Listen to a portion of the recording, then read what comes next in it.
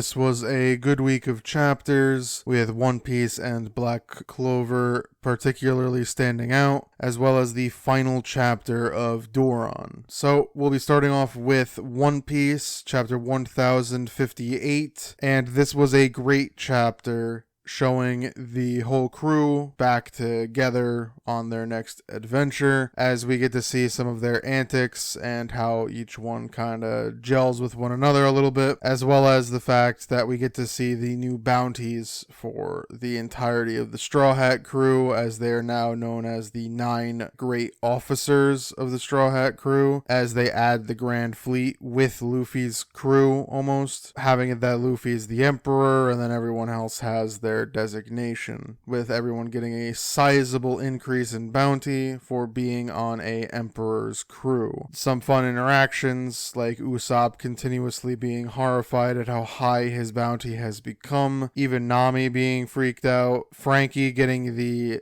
Sanji treatment, where now he's never in the actual photo of his bounty. Now it's the Thousand Sunny. Brooke and Robin didn't seem to care. Chopper is still the team pet. And then we got Sanji, Zoro, and Jinbei, quote unquote, being the new monster trio, as Luffy is so much further ahead of them that he is, well, Emperor. So it would now be Emperor Luffy, the monster trio of Zoro, Jinbei, and Sanji, the middle trio of Robin, Frankie, and Brooke, and then the wimpy trio of Usopp, Nami, and Chopper. These were all very fun interactions, seeing how they all reacted to their bounties. As they head off to their next great adventure, we then cut to the Cross Guild and find out that it was a giant mistake that Buggy is the leader of the Cross Guild, as it's actually Mihawk and Crocodile who run the show, and Buggy's men just so happened to put Buggy's face in the centerpiece of the posters that we saw. So Buggy is a victim of success, as he just can't seemingly help the fact that his crew keep thrusting him into the spotlight where he does not belong. Mihawk and Crocodile plan to kill him, but eventually come to the realization it's better to have him be their kind of scapegoat figurehead, and if he annoys them too much, they can always kill him very easily, because he is so very weak. The whole thing is very funny to see the interactions and the fact that Buggy is just falling into success in this world. It's always been the funny bit with Buggy, as the whole thing began with Crocodile wanting to get back the money that Buggy owes him, but Buggy instead offers up his whole company to try to pay back the debt, because Crocodile wants to start up a company because the 7 Warlords program is done.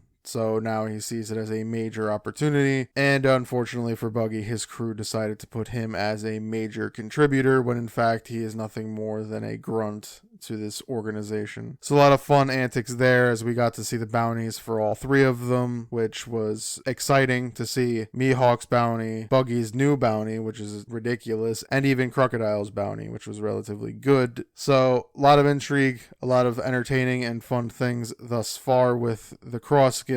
They continue to be a ridiculous sub-faction of things going on, as they'll probably start making a major push against the Marines. And finally, we got to see some of the fallout with the revolutionaries, as they find out that Sabo is in fact alive, it seems, as many of them are relieved, because it seems as though their attack, Sabo separated from them, so a lot of them didn't know what happened with him. Dragon seems very much perturbed by what Sabo has done. He's glad Sabo's alive, however, if Sabo did in fact kill Cobra, he won't be welcomed back.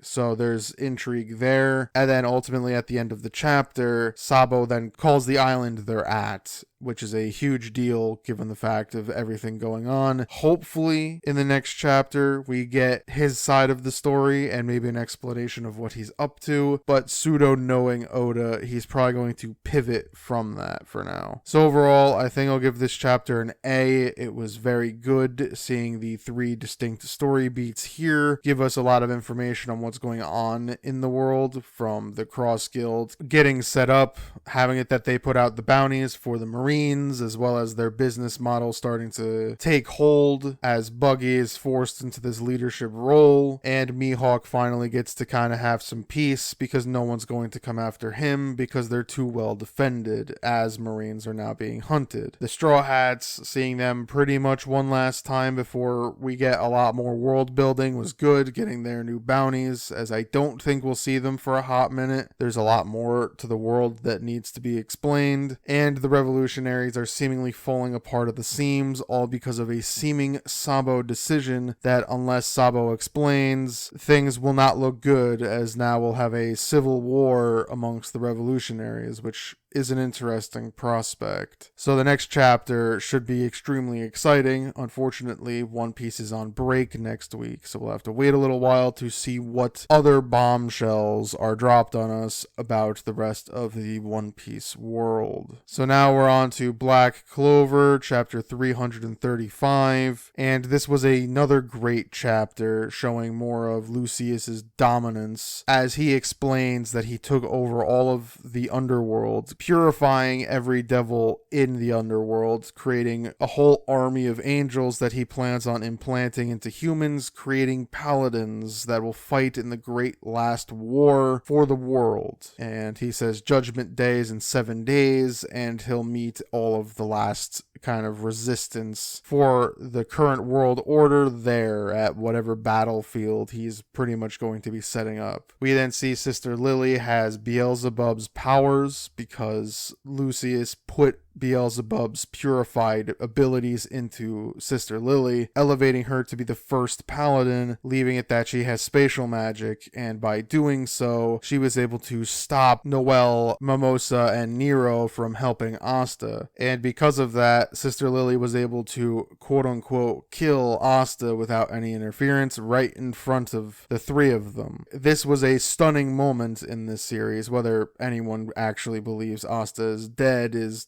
very silly because he's not, but the sheer visual of it and what Asta's last words were is a shocking moment, and one that's entertaining. A really nice surprise moment of the main character losing in such a dominant way is always interesting, given how usually that doesn't happen. Now, I don't know what Asta's going to be up to, what happened to him, I'm not sure, but he'll be back at some point, I would assume, though it would be extraordinarily bold if Asta was just killed here, and we had a new main character and he's literally gone. That would be bolder than bold. But for now, we have Asta disappeared from this arc, leaving it up to everyone else to pick up the slack, with the captains arriving, trying to chase down Lucius, but not getting there in time as Lucius and Sister Lily escape. So overall, I think I'll give this chapter an A. It was great seeing this shocking moment of Asta's quote-unquote death, as well as Lucius's continued displays of dominance, as well as his plans, as he has foreseen the events to come and knows his victory is assured now that Asta is out of the way and that they're going to fight no matter what. And I wonder who he's going to purify next in order to build his army, because I'm imagining it'll be more people we know, and that's sort of the interesting part. The other interesting part is, will this be like the Elf arc where everyone was possessed, but then Asta was able to save them, or is this purification permanent, meaning that those purified will not be returning? Now, Black Clover doesn't kill many people, but it has killed people before, so I wonder how it's going to handle this situation. Either Asta's going to come in and save the day like he always does, or is it going to be a bittersweet victory, achieving peace and the free will of everything with the cost of so many lives that we know? So many questions and so many interesting layers to this that the next few chapters are extremely exciting. So now we're on to Mission Yozakura Family, chapter 144, and this was a good chapter, a stopgap chapter where we see the family making a traditional meal that they do before every big mission that that the family will go on, as we see the main female character making this food that seemingly is lethal but isn't. It's weird. It's a Yozakura family meal that pretty much only they can eat, and you can see them all trying to overcome the difficulties they're having with their family members being taken from them in various ways, with some of the younger members struggling mightily with it,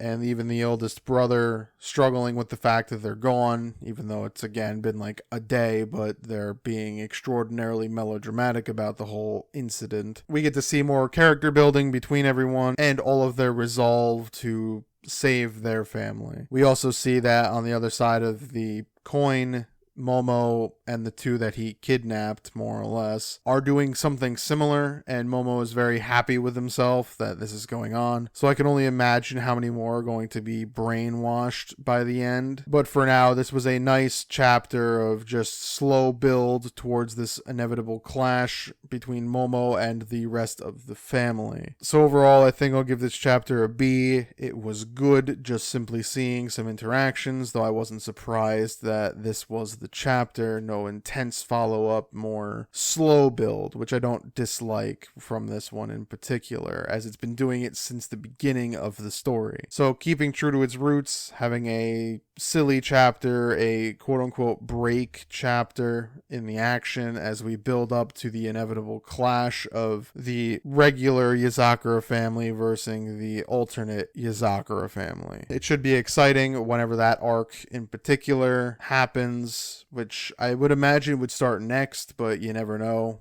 because in truth they have to now go find the alternate Yozakura family, but with a lot of their technology they should be able to do so relatively easily, so we should get this big battle sooner rather than later. So now we're on to Undead Unluck chapter 124, and this was a good chapter, really solidifying who Andy is as he tells more of what happened with him after Juiz had put the artifact Remember into his brain, locking up Victor. Andy was born very confused and having no idea what was going on, meaning that this happened within this time loop some point in the Midwest. And so because of that, Victor was able to kind of be reborn to a degree due to Undead's ability. He couldn't quite fully reset, but he reset enough that some of the old memories were fused with him, but very blurry as he just didn't know what was going on. He more or less retells the story that we've heard from earlier in the story with Autumn, and we see that he struggled with a lot of things and to come to terms with the fact that he was undead and could not die no matter how hard he tried. And so after a while, he just started to do things that would excite him, that would make him feel alive because he was so dead on the inside. Until the day he met Fuko, which then gave him hope there, and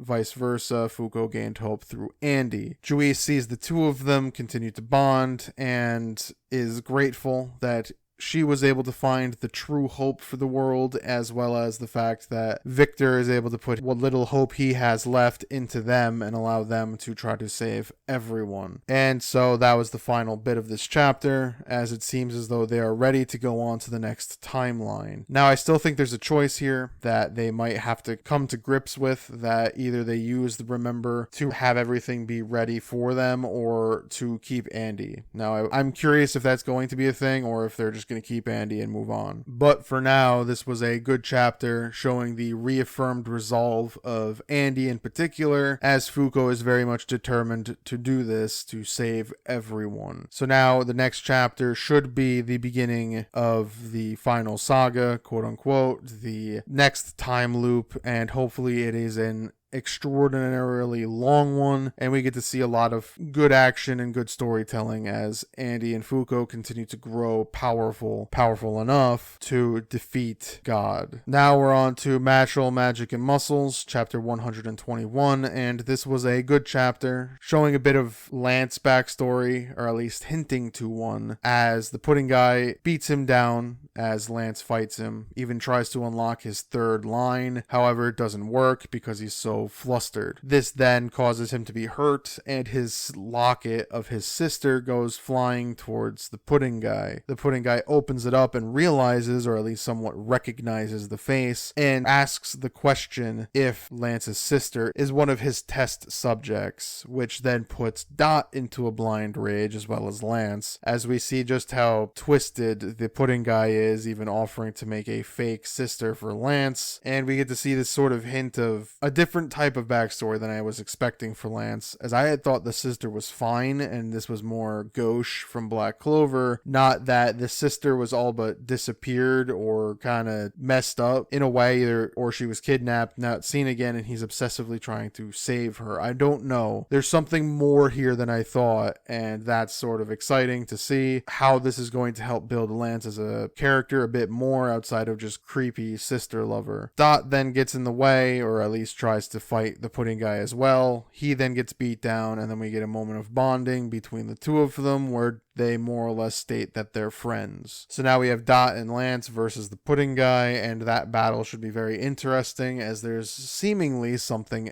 at stake here, being that there could be information on Lance's sister that either could save her, that he could see her, or just get some revenge for her against the pudding guy. So overall, I think I'll give this chapter a B. It was good seeing this continued battle progress, as well as some smaller bombshells about Lance as a character and some of the things he went through, as well as the loyalty that Dot shows, wanting to continuously help Lance despite the continued rivalry between the two. So again, overall a very good chapter. So now we're on to Sakamoto Days, chapter 84, and this was a good chapter showing Sakamoto and the delinquent kid who is being recruited by Slur seemingly have a back and forth battle, as the kid was able to steal the keys to every room that Sakamoto just got from another teacher, as they begin a chase with the kid running away from Sakamoto, who is pursuing him, going back and forth, dodging through places, and then eventually even infiltrating a classroom, which then each of them fight in before leaving. And it is revealed through dialogue between the two of them that the kid is seemingly the son of the assassin we met earlier in this particular arc, the one with the bucket hat on, who just was able to kill an entire room of people with no problem. The assassin that stopped Nagumo and Shishibi. This was surprising news, especially given the fact that he's trying to join Slur, where I thought that assassin character was a part of Slur's group, and it seems as though the assassin character, the assassin father here of this kid, had seemingly killed the kid's mother. So there's some intrigue here, especially given the fact that Sakamoto and him don't seemingly get along very well, as both of them have different views of things. And so now there's an intrigue level again, as this kid will now infiltrate, or attempt to, probably with Sakamoto's help at this point, the database, and I think he might find out that Slur is working with his father, which would then send him into a blind rage, I'm assuming, because he got so pissed about it. So now there's another character to add to the ever-growing pool of characters that are under Sakamoto's influence, under his wing, under his training tree, whatever way you want to call it. I can see Sakamoto now helping this kid with whatever problem he has. So now we have about 3 different groups trying to find the database, one wanting to destroy it, but possibly might want to take a look at it himself to see where his father is, and the other group wanting it for their own various means, all to find Slur. So there's a lot going on and a lot of intrigue, and there was a lot of good in this chapter with them fighting back and forth, just showing that Sakamoto still, despite being out of his prime, is extraordinarily powerful, as this kid was seemingly the best assassin kid in the entirety of the school. So overall, I think I'll give this chapter a B. It was good to continue to further the story, as well as to add a couple more characters to it, namely the importance of the kid as well as his father to the overall story. And shifting motivations continue to make things interesting, as this kid could now shift to the other side if he finds out that his father is indeed working for Slur, or if his father is just going rogue and he's trying to find him. So there's a lot of intrigue here. Seeing how the dynamic could grow between this kid and Sakamoto could be interesting, as well as seeing any other relationships formed. So that was all of of the chapters, again, they were all very good, with One Piece and Black Clover being particular standouts, having it that some exciting things happened in pretty much all of them, outside of Mission Yozakura family, where it was just a nice laid-back chapter. A little bit of a calm before the storm, which was borderline all of them, with One Piece explaining 3 separate factions heading towards 3 separate destinations. Black Clover headed towards the end, the final war. Mission Yozakura family, the calm before the Momo storm. Undead Unluck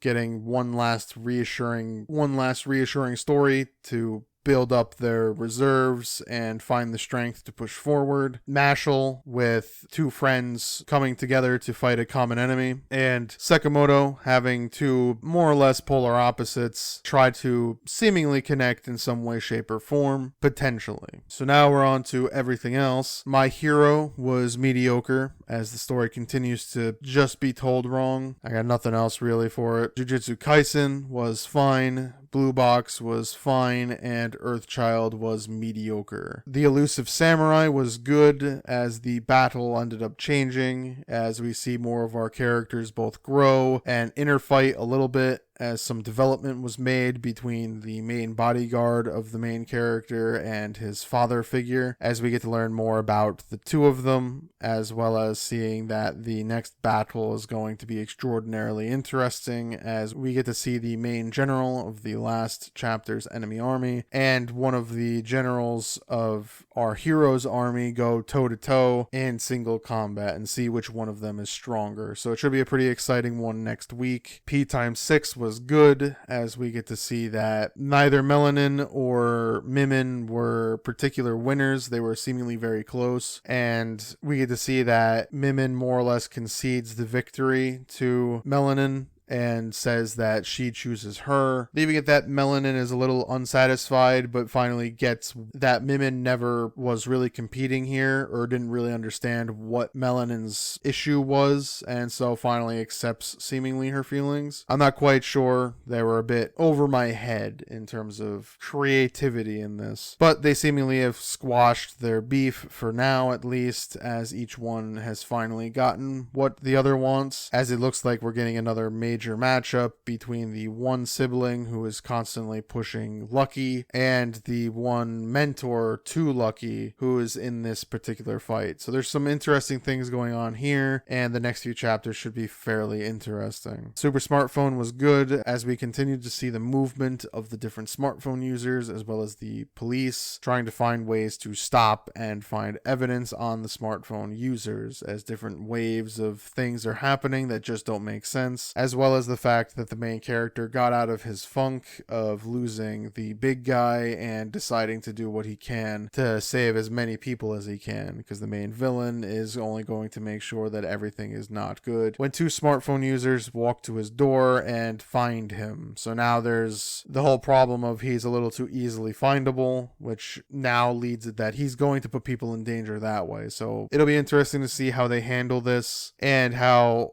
they take advantage of this, as well as what the 2 smartphone users' motivations are as they're standing outside of his door. Are they allies or enemies? We will see in the next chapter. Doron was fine. Its final chapter was, in fact, the main character more or less winning the battle with the overpowered villain, and the little Mononoke going back to his world, separating the 2, and the story just sort of ends. The main character goes to join the police because he doesn't have any supernatural energy and thus can't help the samurai anymore. The little Mononoke goes back home and defends the weak from stronger Mononoke, and each one plans to continue on their dream. The series as a whole was fine. It was a little uninspired. The characters were interesting but didn't quite get enough time to shine to make a lasting impression, and the series itself was just more or less fine. It moved at a nice pace, but there wasn't much to really latch onto thus far, and with it ending, it just ends up being a fairly nice and middling series. So overall, I would probably give the series a C-. It was good, but ultimately it was a little lackluster. Aliens Area was good, as we get to meet a new character and a bit of a different faction going on with this secondary group trying to help aliens that the main government branch can't take care of. So there's some tension going on as our main characters are trying to figure out what to do with a couple of aliens that are working at this particular bar with this one human. So there's a lot of intrigue, and it should be pretty interesting to see what decisions are made in this particular manga. So that was all of the chapters. There were some really good ones and some really not so good ones. Hopefully next week there's just as much excitement with the main chapters as well as these lesser ones. So if you enjoyed this video, please leave a like, and as always, thank you for watching.